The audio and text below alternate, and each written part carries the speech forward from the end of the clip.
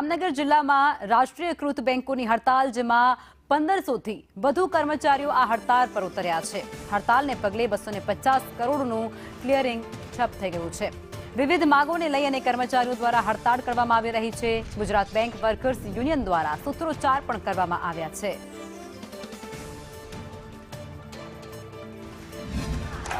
આજે 12 નેશનલાઇઝ બેંકના કર્મચારીઓ છે એને યુકો બેંક લીમડા લાઈન મેઇન ઓફિસ સામે એકઠા થઈ અને દેખાવો કરેલ।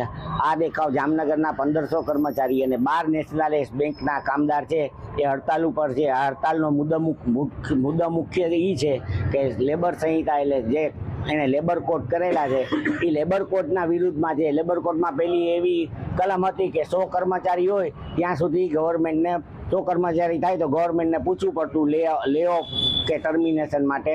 હવે આ કલમમાં એને 300 મજૂરોને ઇન્ક્લુડ કર્યા કે જો કંપનીમાં 300 મજૂર હોય તો જ ગવર્મેન્ટની પરવાનગી લેવી પડે। એટલે આ સરકારની નીતિ હાયર